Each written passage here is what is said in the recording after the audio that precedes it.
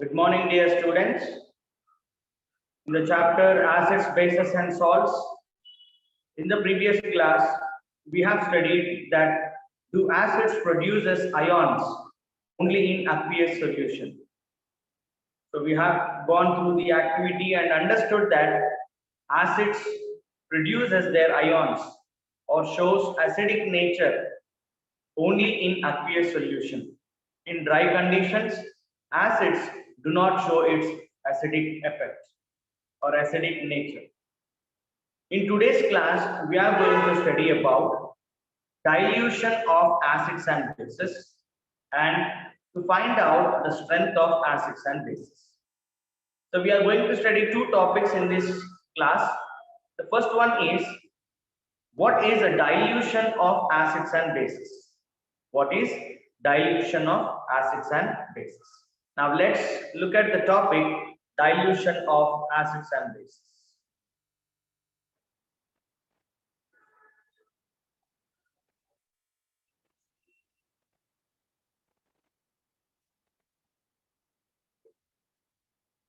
Right.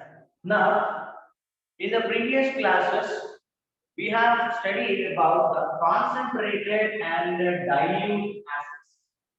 Concentrated acids, dilute acids. In ninth standard, we have studied about dilute solutions and concentrated solutions. In dilute solution means what? More water, less solute. Concentrated means less water, more solute. In the same way, concentrated acids and concentrated bases. Dilute acids and dilute bases. Concentrated base and dilute base. Now, like in concentrated solution and dilute solution, we have concentrated acids, concentrated bases, dilute acids and dilute bases. Now, what is concentrated acid? In this concentrated acid, the concentration of H plus ions are more. Concentration of H plus ions are more in concentrated acids. Concentration of H plus ions are more. If number of H plus ions are more, it is considered as a concentrated acid. Strong acids, right? Concentrated acid. Now, what about dilute acid? What about dilute acid?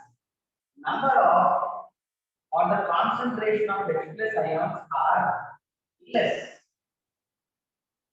Concentration, for example, we write concentrated H2SO4. Concentrated H2SO4. That means whose pH is 0. Whose pH is 0. Right?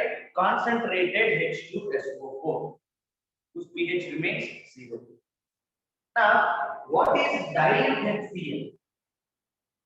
Dilute H2SO4. Concentrated H2SO4. H plus ions are more. H plus ions are more. Now, what is dilute H2SO4? Here, the concentration of H plus ions are less. And what is going to happen? The water molecules will be more. Water molecules will be more. More water molecules. More water molecules. So that is going to call as dilute sulfuric acid. Dilute sulfuric acid. In the same way, we have concentrated base, say example in NaOH. In this NaOH, the concentration of OH minus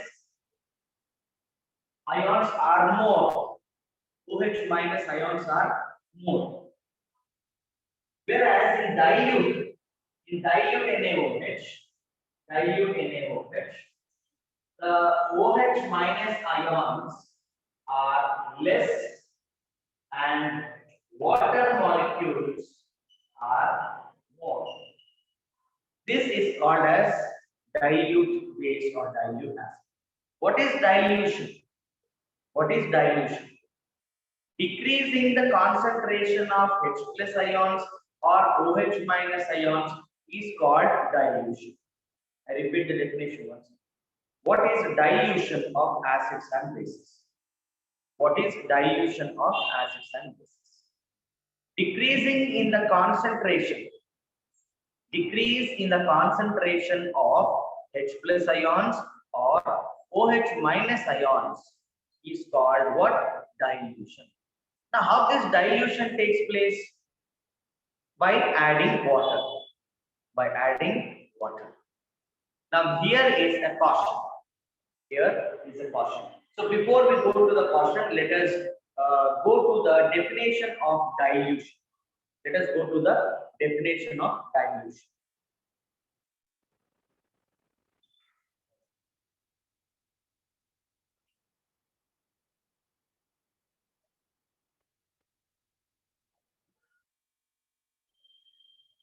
Dilution of acids or bases.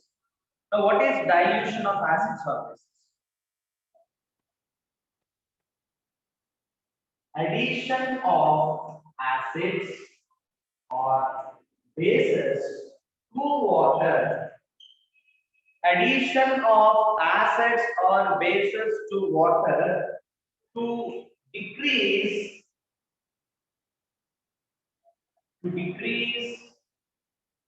the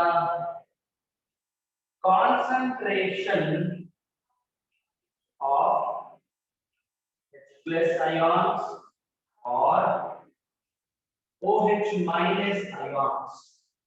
What is dilution of acids or bases? Addition of acids or bases. Addition of acids or bases to water to decrease the concentration of H plus or OH minus ions. Right? OH minus ions is called what? Dilution. It's called dilution. Now, if you look at the statement clearly, addition of acids or bases to water, we are not saying add water to acid and base. Right? This is the caution here. Now, why you should not add water to acid? Water to acid. What happens on adding water to acids? Why we have to add acids and bases to water? For example, when the oil is boiling, you might have observed while preparation of bhaji or puri, right? You are going to check whether the oil is boiled or not. How you are going to check? You are just going to sprinkle the water. On sprinkling the water, what is going to happen? As the oil is boiled, oil is going to splash out and causes injuries on the skin. So addition of water to oil causes injuries. In the same way, when you add water to oil, when you add water to acids or bases, it is going to react highly, right? A strong reaction is going to take place, and the acids or bases will splash out, and causes burns. So that is the reason why we are not adding water to acid or base, but you have to add acid or base to water. If you want to dilute acid, then you have to add acid to water, not water to acid. If you want to dilute NaOH base, then you have to add base to the water, not water to NaOH. Right? This is the first question. What happens when you add water to acid to dilute? It reacts vigorously and the acids will splash out and causes injuries. Okay, and the next thing is whether dilution of acids or base is exothermic. Next question.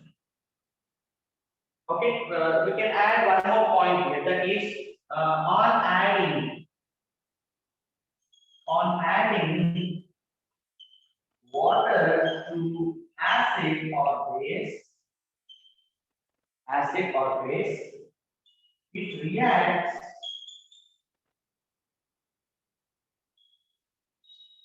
vigorously and acids splash out, causes injuries. Causes injuries. So we should not add water to the acid.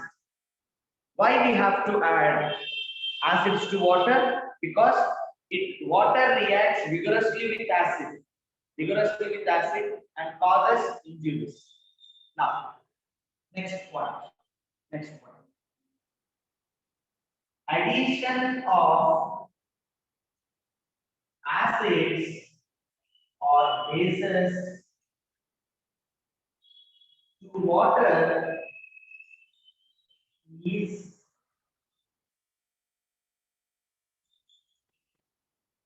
exothermic reaction. Addition of acids or bases, that means dilution of acids. Dilution of acids or bases is exothermic reaction. What is exothermic reaction? What is exothermic reaction? During the process of reaction, if the heat energy is liberated, during the process of reaction, if the heat energy is liberated, it is called as what? Exothermic reaction. Now, what is the reaction taking place here? Dilution. What is dilution? Addition of acids or bases to water. Addition of acids or bases to water. On addition of acids and bases to water, dilution takes place. So during this process, large amount of heat energy is liberated. Large amount of heat energy is liberated. That is the reason why we call what? Dilution is an exothermic reaction.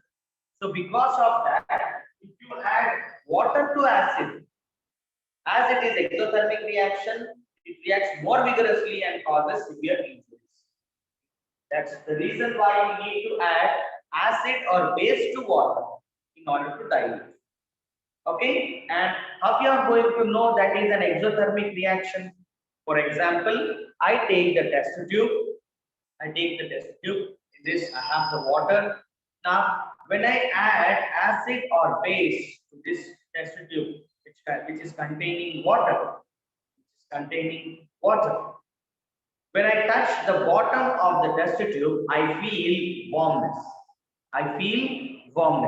That warmness is the indication it is exothermic reaction. To prove that dilution of the acids and bases are exothermic in nature. Okay, so this is all about the dilution of acids and bases. Okay, acids and bases are very corrosive in nature.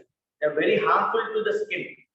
You might have observed in the newspapers or in the news channels about the acid attacks. Right? Man over the women and women over the man. Sometimes, right, they attack with the acids.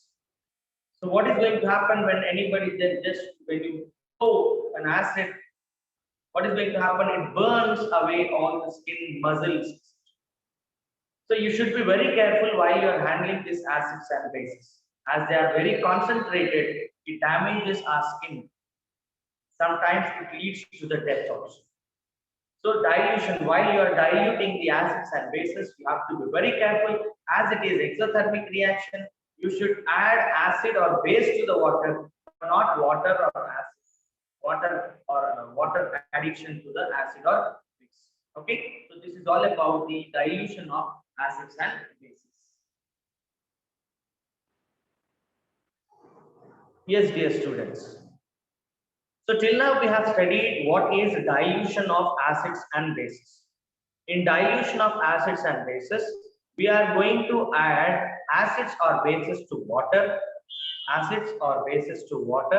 to increase the concentration or to increase the water molecules and decrease the concentration of H plus or OH minus. Now we are going to study the strength of acids and bases. Strength of acids and bases.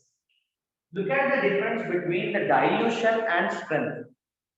Strength explains whether the given acid or base is concentrated or diluted. Strength explains about the given acid or base is a strong acid or weak acid. Strong acid or weak acid. Dilution explains that, dilution says that it is a concentrated one or a diluted one. For example, H2SO4. It is a strong acid. It is a strong acid. You can dilute it, right, by adding the sulfuric acid to water. Next, you have acetic acid. Acetic acid is a weak acid. You can also dilute it more by adding acetic acid to water. Understood? Strength of the acids and bases means what? Whether it is a weak acid or strong acid. Dilution means what? Addition of acids to water to decrease its concentration, to decrease the concentration of acid. In strength of acids, we are going to find out whether the given acid is strong or weak. Dilution can be done to the strong acids, strong bases, weak acids, weak bases. Right? Weak acids and weak bases. Now, what is happening in strength of acids and bases?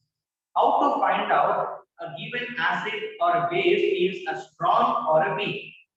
Strong or a weak one. Now, for this, we are going to take a beaker.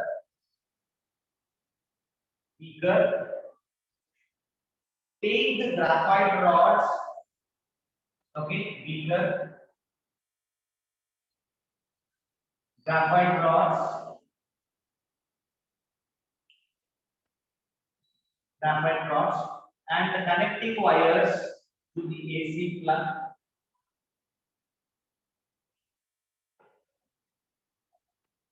The AC plug, and here you have the bulb. Okay. Now you are provided with few examples. They are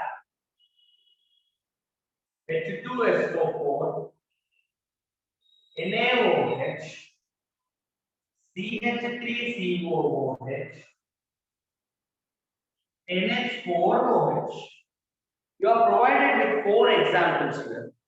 The first one is H2SO4, sulfuric acid. Second one, NaOH, sodium hydroxide. Third one, CH3COOH, acetic acid. And fourth one, NH4OH, ammonium hydroxide. Now, 4 solutions are provided to you, and they are asking you to find out whether they are strong acids, weak acids, strong bases or weak bases. Now, first we are going to take the first sample, that is H2SO4. Now, fill the beaker with the H2SO4. Now, when you pass the current through the graphite rods, through the electrodes, okay, graphite rods. So, what is going to happen if the bulb glows brightly? If the bulb glows brightly, then it is a strong acid, right? If bulb glows brightly, it is strong acid or strong base. If the bulb glows dim, it is weak acid or weak base. Okay, so this is what happening in this strength of acids and bases. So what is our aim here? To find out the strength of acids and bases. What is the aim? To find out the strength of acids and bases. What are the materials required? Beaker, graphite rods, wire, bulb, and the electricity. And what are the chemicals here? Sulfuric acid, sodium hydroxide, acetic acid, ammonium hydroxide. Now, take the solutions one after the other in the beaker. You first take sulfuric acid. After that, replace it with the NaOH. Then check what is happening with the bulb, whether it is glowing brightly or dim. Now replace NaOH with acetic acid. Check the glowing of the bulb. And after that, replace it with ammonium hydroxide. Now after that, when you observe the bulb glowing, we will observe that in case of H2SO4, the bulb glows brightly. The bulb glows brightly. That means it is strong acid. It is strong acid. In case of NaOH, the bulb also glows brightly. It is strong base. In case of acetic acid, the bulb glows weakly. That is weak acid.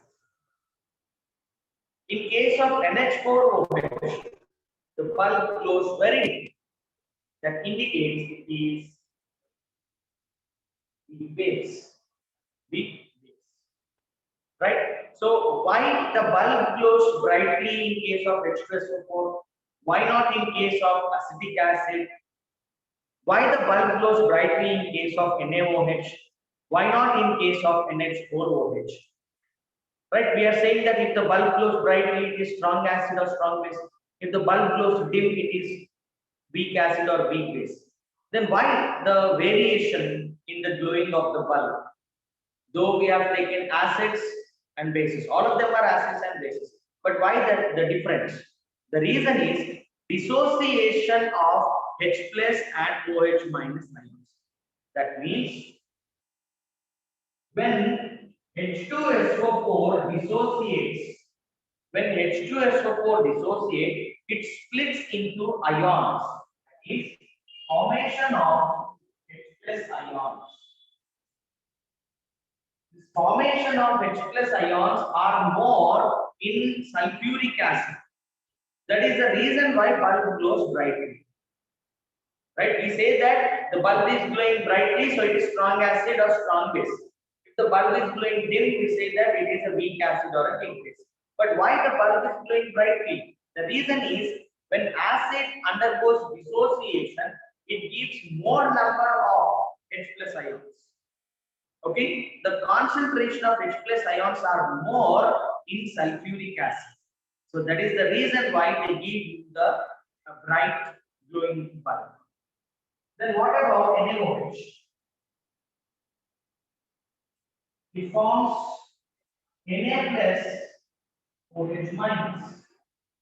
Next CH3 COOH.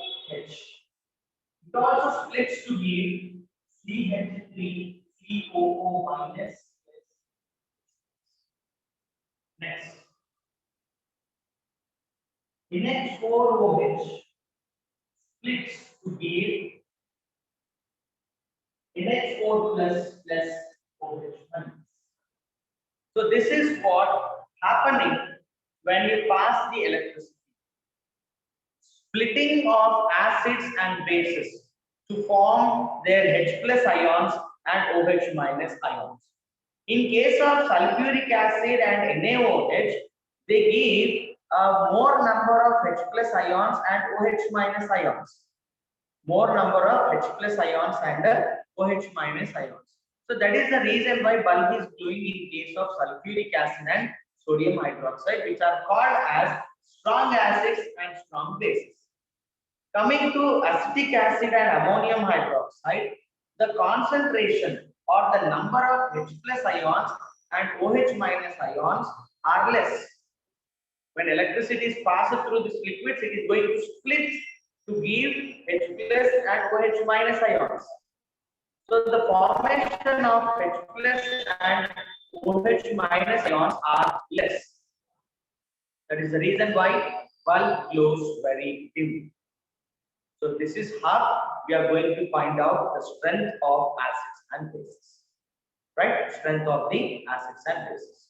So if the question is asked like activity based question, so already I told you aim, materials required, precautions, procedure, observation, and conclusion. Now, what is your conclusion here? From the above activity, I understood that on passing current through these acids and bases, they dissociate to form ions. If there are more number of ions, it is strong acids form. There are less number of ions, it is weak acid or weak base. Okay, that is all about the strength of acids and bases. Strength of acids and bases. Have any questions? And in tomorrow's class, we are going to study about the importance of pH in our daily life. Importance of pH in our daily life. Okay, thank you all for joining.